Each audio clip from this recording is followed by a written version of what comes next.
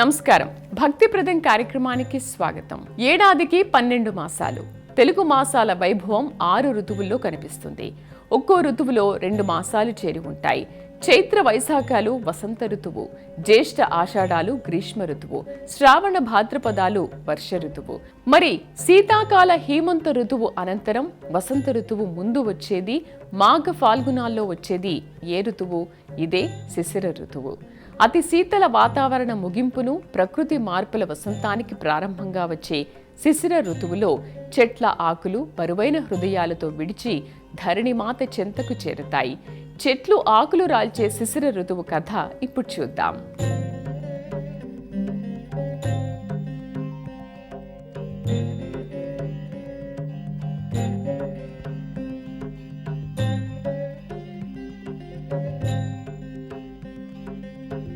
తెలుగు సంవత్సర కాలంలోని 6 ఋతువుల్లో శిశిర ఋతువు ఒకటి.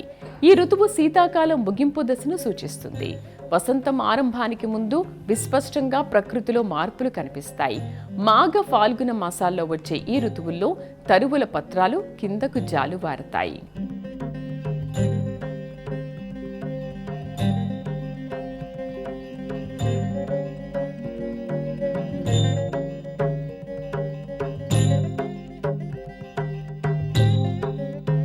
ప్రభవ, విభవ, శుక్ల, ప్రమోదూత, ప్రజాపతి ఇవన్నీ ఏంటి? తెలుగు సంవత్సరాలు. 60 తెలుగు వత్సరాలలో ఇప్పుడు 39వ విశ్వావసు నామ సంవత్సరం కొనసాగుతోంది. ఏ జీవి అయినా ఈ 60 సంవత్సరాలలో ఏదో ఒక ఏడాదిలో పుట్టాల్సిందే. ఏ ప్రాణి ఏ ఏడాదిలో పుడితే తిరిగి ఆ వత్సరం వచ్చేసరికి 60 ఏళ్ల చక్రభ్రమణం పూర్తవుతుంది. ఇదే షష్ఠి పూర్తి. అసలు ఈ 60 సంవత్సరాలు ఎలా వచ్చాయి అంటే పురాణ పెద్దలు నారద గాథను చెబుతూ ఉంటారు.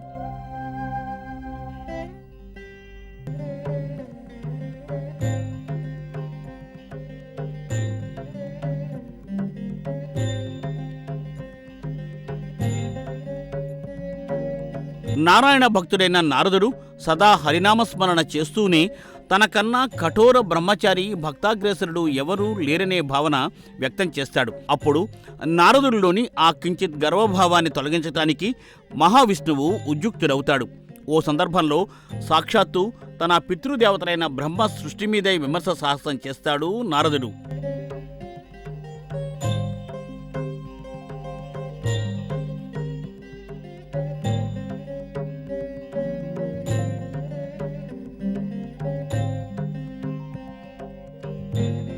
త్రిలోక సంచారి సదా బ్రహ్మచారి అయిన నారద మహర్షి ఒక రోజున గగన మార్గంలో వెళుతూ ఉండగా మరుభూమిలోని ఒక కపాలం నుదుటి రాత తిలకించి ఆశ్చర్యచకితులవుతాడు. ఈ జీవి ఎంతో పుణ్యజీవి, మహత్తర పుణ్యలోక అర్హుడు అని బ్రహ్మరాత రాసి ఉంటుంది.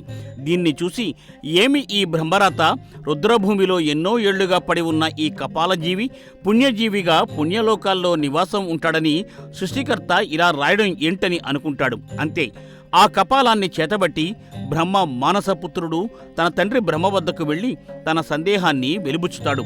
దానికి సృష్టికర్త బ్రహ్మ చిరునవ్వు తవ్వుతాడు తప్ప సమాధానం చెప్పడు.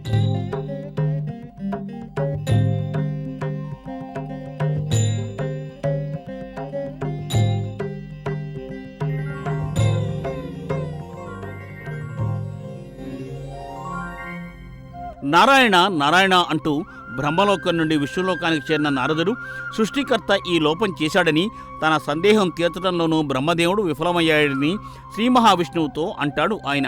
ఇదే సందర్భంలో బ్రహ్మచర్యంలో కానీ, సంగీత విద్యలో కానీ, లోక సంచారంలో కానీ తనకన్నా గొప్పవాడు లేడని, ఉండబోడని అంటాడు నారదుడు. అప్పుడు శ్రీ మహావిష్ణువు నారదునికి విష్ణుమాయను చూపి ఆ మహనీయంలోని కించిత్ గర్వాన్ని పోయేలా చేస్తాడు.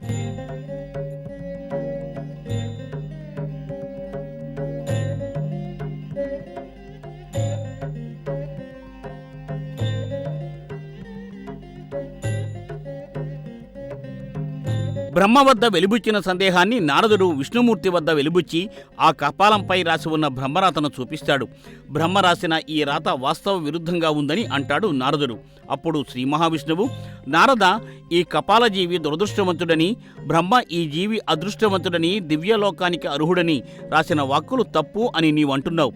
ఒక సామాన్య మానవుని కపాల పుర్రెను నిష్ఠాగరిష్ఠుడు అపర దైవభక్తుడవైన నీవు, వేదాంగ పారంగతుడవైన నీవు స్వహస్తాలతో బ్రహ్మ విష్ణులోకాలకు తీసుకువచ్చావంటే అంతకంటే ఆ జీవికి కావాల్సిన భాగ్యం ఏంటి?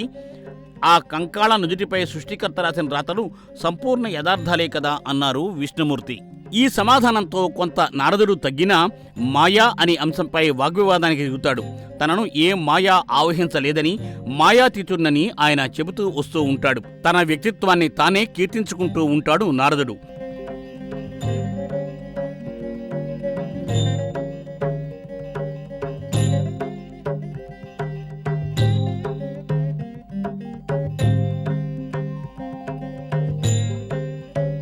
ఆ సమయంలో విష్ణువు అక్కడ సుందరమైన కోనేరును సృష్టిస్తాడు. ప్రకృతి రమణీయ ఆ సుందరవన ప్రాంతంలో కోనేటి స్నానం చేయాలనే భావన నారదుడికి రావడం, అంతటా శ్రీ మహావిష్ణువు అనుమతితో ఆ కోనేటిలో స్నానానికి నారదుడు వెళ్లడం, నారీమణిగా నారదుడు మారడం జరుగుతుంది.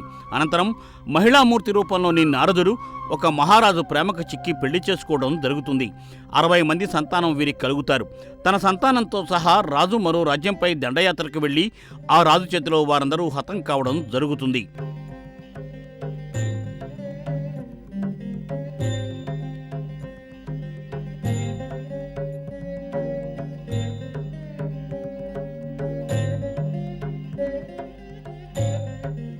నారీ రూపంలోని నారదుడు దుఃఖిస్తూ ఉండగా అక్కడ శ్రీహరి ప్రత్యక్షం అవుతాడు.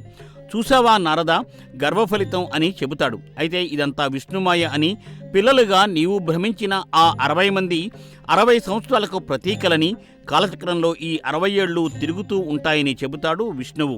అందుకే తెలుగు సంవత్సరాలను నారద సంతతిగా చెబుతూ వస్తూ ఉంటారు. ఇక ఆంధ్రప్రదేశ్లోని సర్పవరం భావనారాయణ స్వామి వారి ఆలయం ఎదుట 2 నారద గుండాలు ఉండేవని, ఈ గుండాల్లోనే విష్ణుమాయ ద్వారా నారదుడు నారీమణిగా మారడం జరిగిందని పురాణ గాథలు వెల్లడిస్తున్నాయి.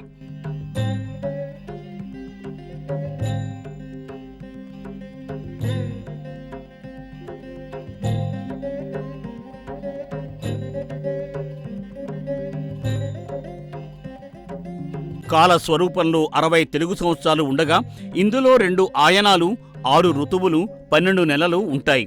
ఆయనాలు ఉత్తరాయణం, దక్షిణాయనాలుగా ఉండగా తెలుగు నెలలు చైత్రం, వైశాఖం ఆదిగా గల 12గా ఉంటాయి.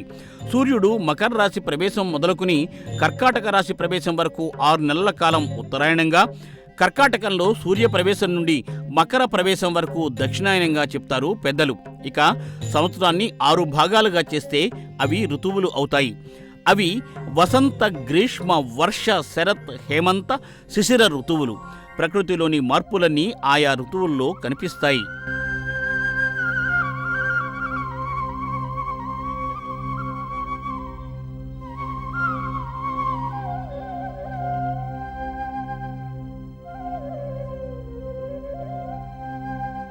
తెలుగు నెలలు మాఘ ఫాల్గుణాలు. ఇదే శిశిర ఋతువు. అయితే ఆంగ్ల గ్రెగోరియన్ క్యాలెండర్లో చూస్తే జనవరి నుంచి మార్చి నెలలుగా చెబుతాం. సూర్య భగవానుడు తన దిశ మార్చుకుని ప్రయాణం సాగించే కాలం ఇది. అయితే శీతల వాతావరణం క్రమేపీ తగ్గుతున్నా సూర్యకిరణాల ప్రసరణం ఈ కాలంలో ఆహ్లాదకరంగా, ఆనందదాయకంగా ఉంటుంది. శిశిరంలో ఉష్ణోగ్రతల్లో విచిత్ర మార్పులు దర్శనమిస్తాయి. ఉష్ణమండల, ఉప ఉష్ణమండల ప్రాంతాల్లో ఈ ఋతువు ప్రత్యేకంగా ఉంటుందని వాతావరణ శాస్త్రవేత్తలు చెబుతున్నారు.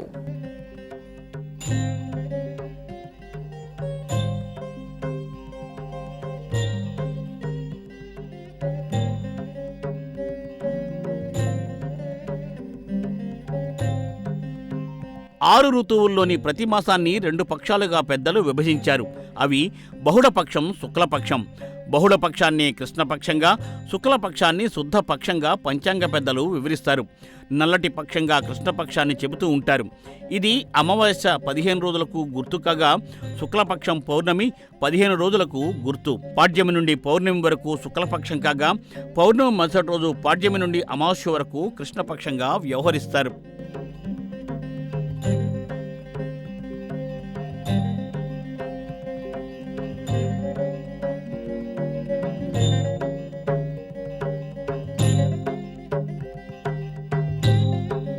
ఒక్కో పక్షం అంటే 15 రోజులకు 15 తిథులు ఉంటాయి. అవి పాడ్యమి, విదియ, తదియ, చవితి, పంచమి, అదేవిధంగా షష్ఠి, సప్తమి, అష్టమి, నవమి సైతం వీటిలో ఉంటూ ఉంటాయి. అదేవిధంగా షష్ఠి, సప్తమి, అష్టమి, నవమి సైతం ఈ తిథుల్లో ఉంటాయి.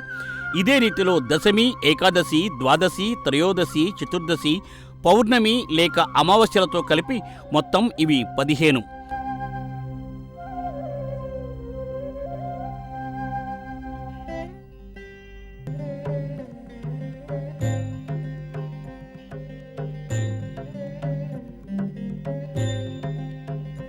పక్షానికి 2 వారాలు, వారానికి 7 రోజులు, రోజుకు 8 జాములుగా ఉంటుంది. అదేవిధంగా జాముకు 3 గంటలు, గంటకు 60 నిమిషాలు ఉంటాయి. ఇలా ప్రతి నిమిషానికి వచ్చే నక్షత్రంతో ప్రతిదాన్ని మన క్యాలెండర్లు, పంచాంగాలు సవివరంగా వివరిస్తూ ఉంటాయి. ద్వాపరంలో కురుక్షేత్ర సంగ్రామం జరిగే సమయాన సూర్యగ్రహణాన్ని సైతం ఈ కాలమానం ప్రకారం నమోదు చేసినట్లు ఇతిహాస గ్రంథం మహాభారతం తెలియచేస్తోంది. అందుకే హైందవ సాంప్రదాయాలు సర్వ జగత్తుకు ఆదర్శనీయం అయ్యాయని పౌరాణిక పెద్దలు చెబుతూ ఉంటారు.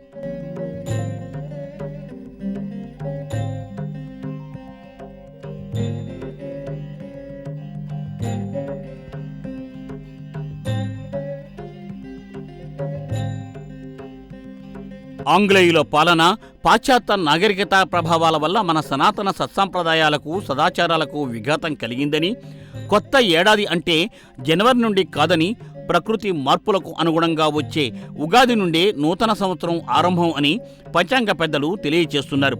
తెలుగు సంవత్సరాది నుండి వాతావరణంలో మార్పు కనిపిస్తుందని, పంచాంగకర్తల పంచాంగాలు, క్యాలెండర్లు అన్నీ ఉగాది నుండి ఆరంభం అవుతాయని వివరిస్తున్నారు. యుగ ఆదే ఉగాది అని, అదే తెలుగు సంవత్సరాది అని ధార్మిక గురువులు చెబుతున్నారు.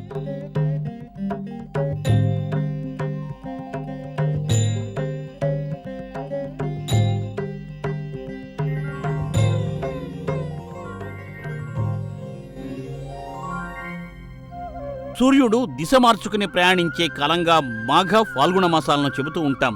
ఇదే శిశిర ఋతువు. ఆంగ్ల గ్రెగోరియన్ క్యాలెండర్ ప్రకారం జనవరి, ఫిబ్రవరి, మార్చి మాసాలుగా వీటిని తెలియచేస్తాం.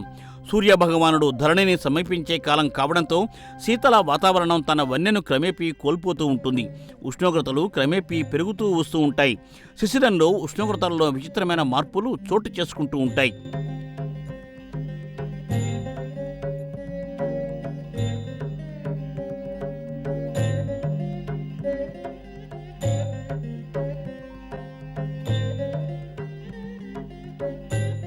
మాఘ ఫాల్గుణాల శిశిరంలో చెట్లు ఆకులు రాలుస్తాయి, నిజమే. అయితే ప్రకృతిలో కొత్త చిగురులు తొడిగే కాలం ఈ ఋతువు పేరొందింది.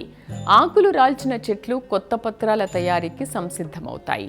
కొత్త పత్ర వైభవాన్ని, కొత్త ఆశలు చిగురించడంగా కవి పుంగవులు శిశిర ఋతువును అభివర్ణిస్తారు.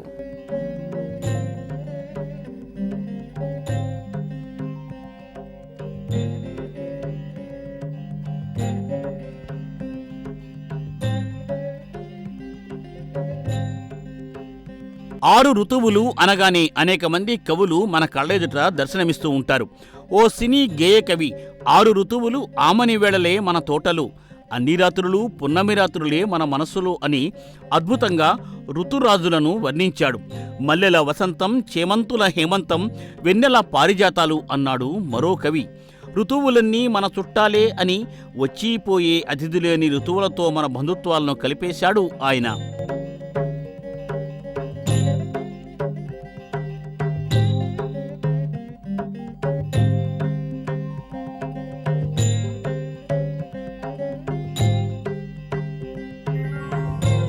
ప్రకృతి మార్పులకు, నూతన ఆరంభాలకు దోహదం అయ్యే ఋతువులలో శిశిర ఋతువుకు 6 ఋతువుల్లో ఒక ప్రత్యేక స్థానం ఉంది. చైత్ర, వైశాఖాలను వసంత ఋతువుగా మనం చెబుతూ వస్తూ ఉంటాం. చెట్లు చిగురించి పూలు పూసే చక్కని కాలం వసంత ఋతుకాలం. జ్యేష్ఠ, ఆషాఢాలు గ్రీష్మ ఋతువు కాగా ఈ కాలంలో ఎండలు మండిపోతూ ఉంటాయి. గ్రీష్మం తర్వాత వర్ష ఋతువు శ్రావణ, భాద్రపద మాసాలను వెంట పెట్టుకుని వస్తూ ఉంది. యావత్ ప్రకృతి ఈ కాలంలో తడిసి ముద్దవుతూ ఉంటుంది.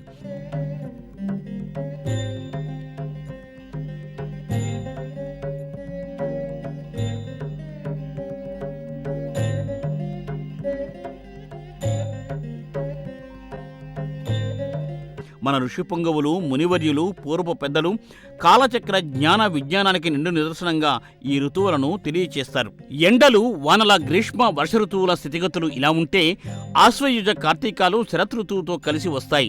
వర్షాలు వెనక్కి వెళ్లగా వెన్నెల రాత్రులు ఆహ్లాదకరంగా దర్శనమిస్తాయి. మార్గశిర పుష్యమాసాలను కలిసి హేమంత ఋతువుగా మారి చలిని వెంటపెట్టుకుని వస్తాయి. బంగారం ధర వెంట వెండి ధర వడివడిగా అడుగులు వేస్తున్నట్లుగా చలి వెంట మంచు తన ప్రతాపం చూపుతుంది.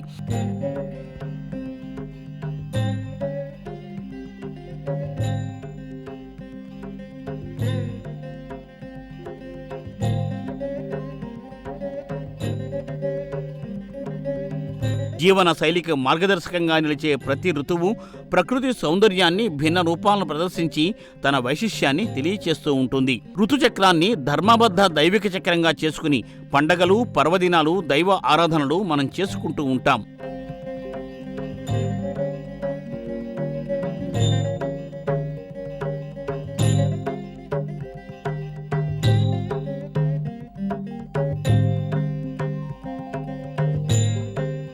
ఇక శిశిర ఋతువు విషయానికి వస్తే మాఘ, పాల్గొనాల 2 నెలలు ఈ ఋతువులో అంతర్భాగం.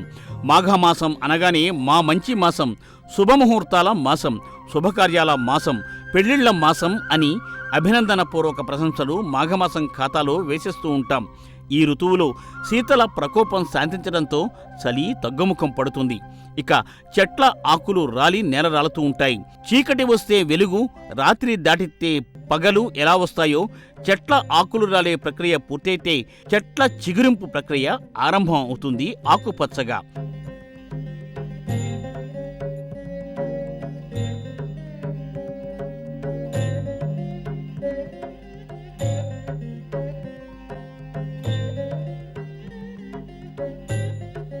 మాఘ, పాల్గొన మాసాలు 2 అతి పవిత్ర పుణ్యప్రద మాసాలే. మాఘం ప్రత్యక్ష నారాయణుడు, ఆది నారాయణుని ప్రీతిపాత్ర మాసంగా పెద్దలు చెబుతూ ఉంటారు. సూర్య ప్రీతిపాత్రమైన రథసప్తమి, విష్ణు సహస్రనామాన్ని ధర్మరాజుకు తెలిపిన భీష్మాచార్యుని భీష్మ ఏకాదశి పర్వదినం ఈ మాఘమాసంలోనే వస్తాయి. మహాదేవుని మహాశివరాత్రి కూడా మాఘమాసంలోనే రావడం విశేషం. మాఘమాసం పుణ్యస్నాన మాసంగానూ పురాణ పెద్దలు చెబుతూ ఉంటారు. తటాకాలు, నదులే కాకుండా సముద్ర స్నానాలు ఈ మాసంలో జోరుగా సాగుతాయి. ప్రత్యేకించి మాఘ అమావాస్య, మాఘ పౌర్ణమి తిథుల్లో చేసే సముద్ర స్నానానికి లభించే పుణ్యఫలాలు విశేషంగా ఉంటాయని, అవి ఇన్ని అన్నీ కావని పురోహిత పురాణ పెద్దలు తెలియచేస్తూ ఉన్నారు. మాఘమాసంలో నదీ, సాగర స్నానాలు మహత్తర పుణ్యాలను కలగజేస్తాయని పురాణాలు చాటి చెబుతున్నాయి.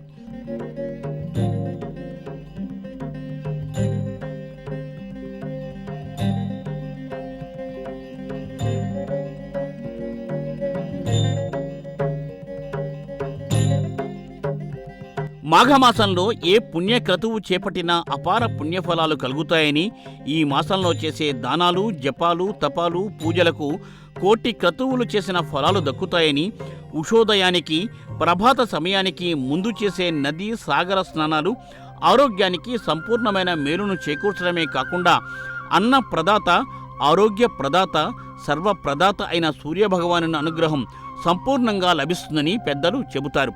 ఉత్తమ పుణ్యఫలాలు కలగజేసే ఋతువుగా శిశిర ఋతువు, ఈ ఋతువులోని మాఘ, ఫాల్గుణ మాసాలు పేరుగాంచాయి.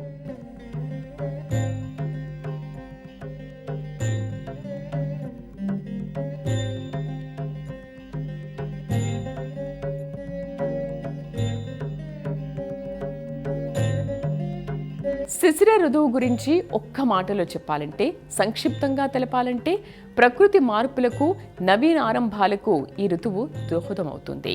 క్యాలెండర్లో పాత నెలను పంపించి కొత్త నెలకు స్వాగతం పలుకుతాం. 12 నెలలు పూర్తయితే క్యాలెండర్నే పంపించేస్తాం. ఇదే రీతిలో శిశిర ఋతువు పాతను పంపించేసి కొత్తను రప్పింపచేసుకుంటుంది. అవును, మరెక్కడైనా కొత్త వింత పాత రోతే కదా. ఇందుకు తానేమీ అతీతం కాదని శిశిరం సవినయంగా తెలియజేస్తుంటుంది.